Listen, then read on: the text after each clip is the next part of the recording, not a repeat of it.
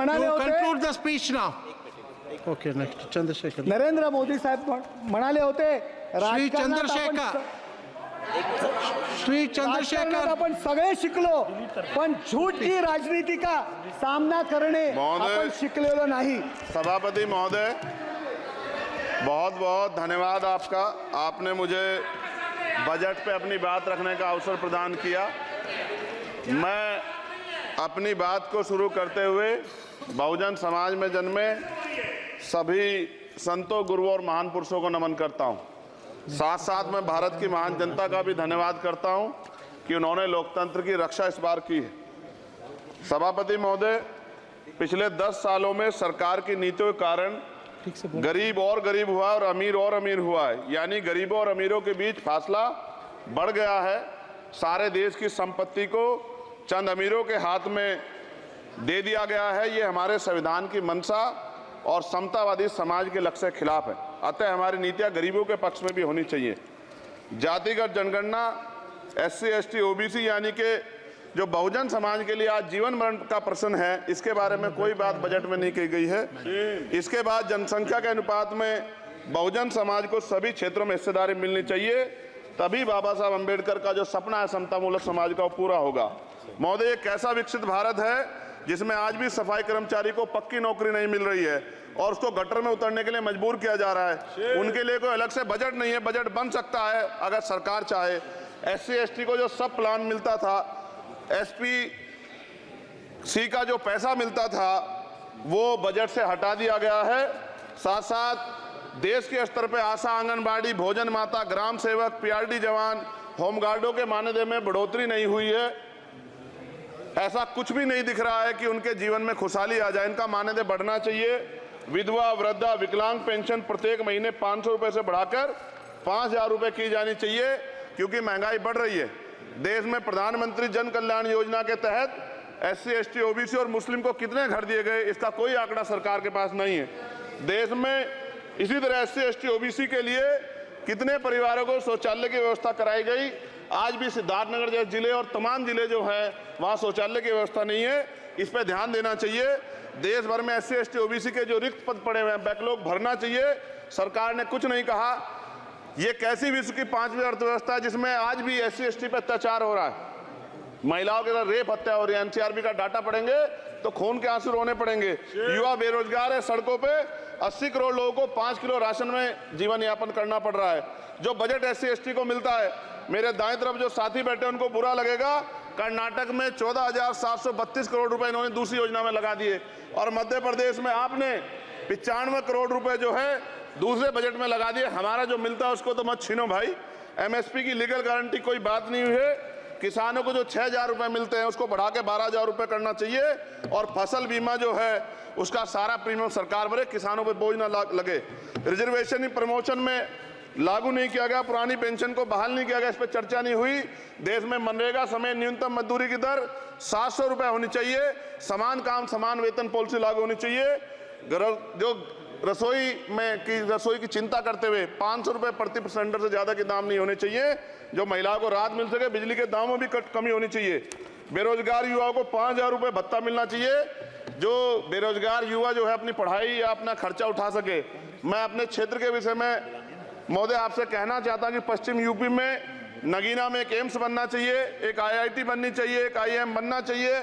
नगीना लोकसभा में उद्योग धंधे लगने चाहिए। नगीना की कताई मिल जो है उसको पुनः शुरू कराना चाहिए।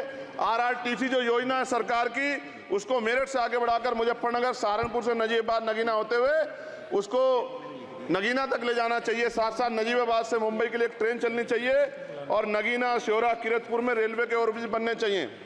सभापति महोदय, सामाजिक न्याय मंत्रालय को 13,000 करोड़ रुपए दिए गए और जनजाति कार्य मंत्रालय को 13,000 करोड़ रुपए दिए, कुल 26,000 करोड़ रुपए, जो कुल बजट 48.20 लाख का लगभग 0.54% है। जबकि हमारी संख्या 25% से ज्यादा SC, ST की और बहुजन समाज की मिलाओगे तो 85% से ज्यादा है। और हमारे विकास के लिए सरकार 1% पैसा खर्च कर रही है, जो मिलना हमें चाहिए, जबकि मिलना हमें 25% चाहिए। ये ऊंट के मुंह में जीरा के समान है, कहावत हमने बहुत दिन सुनी थी। पिछले लंबे समय से हमारे साथ धोखा हो रहा है, लेकिन अब ये नहीं चलेगा। चंद लोगों की तराजू से देश के संसाधन नहीं बटेंगे। इस देश का बहुजन समाज बर्दाश्त नहीं करेगा। संसाधन का बंटवारा संख्या के आधार पे होगा। मान्यवर काशीराम साहब नारा लगाए थे, ना तो वोट हमारा राज तुम्हारा चलेगा, और आज हम कह रहे हैं ना ही वोट हमारा और नोट तुम्हारा चलेगा। इस बात का भी ध्यान जो है सरकारों को देना पड़ेगा। आपके माध्यम से सरकार से मेरी एक मांग है, सरकार इस योजना का लाभ भी अपने आप ले ले, सरह भी ले ले कि 1 लाख रुपए सालाना बहुजन समाज के अत्यंत गरीब परिवारों को दे।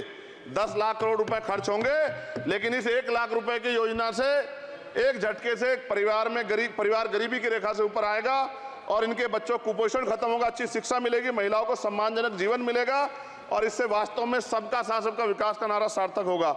अगर प्रश्न ये होगा कहां से आएगा, तो उसका जवाब ये है कि जब अमीरों का 16 लाख करोड़ रुपए माफ हो सकता है, कॉर्पोरेट टैक्स का घटाकर लाखों करोड़ रुपए का चुना सरकारी खजाने को लगाया जा सकता है, पेट्रोल डीजल के दाम 10 गुना एक्साइज ड्यूटी बढ़ाई जा सकती है, तो गरीबों को सरकार पैसा क्यों नहीं दे सकती।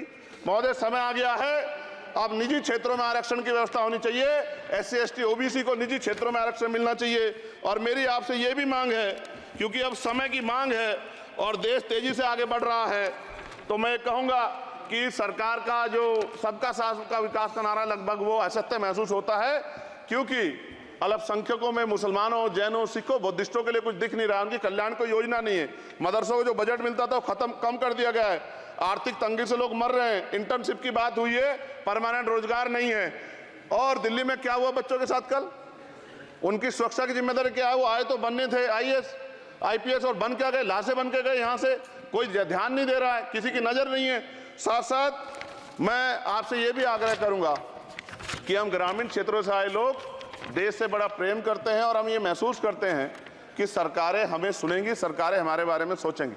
लेकिन ऐसा महसूस हो जाता है आज़ादी के 75 साल बाद, और जिसको अमृत काल कहा जा रहा है, आज भी SC ST OBC के लोगों पर अत्याचार हो रहा है।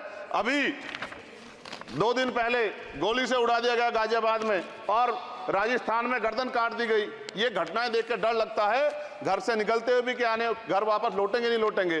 तो मेरा सरकार से आग्रह है, अगर आज़ादी के 75 साल बाद भी हमारी हत्या हो रही है, तो हमारी मां को भी दर्द हुआ होगा जब उसने हमें पैदा किया हो, हमारी बहनों को भी हमारे खोने का दर्द होता होगा।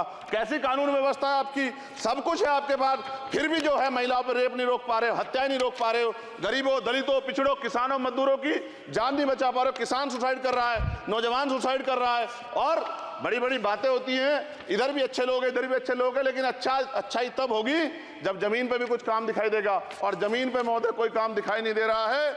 जब कोई योजना की बात आती है तो सरकार हमसे मुंह मोड़ लेती है। आप बताइए, एजुकेशन का बजट कम कर दिया, हेल्थ का बजट कम कर दिया। मैं अपने क्षेत्र में गया तो आप विश्वास कीजिए, डॉक्टर नहीं है, स्कूल में मास्टर नहीं है, और कोई भर्ती ऐसी नहीं जिसका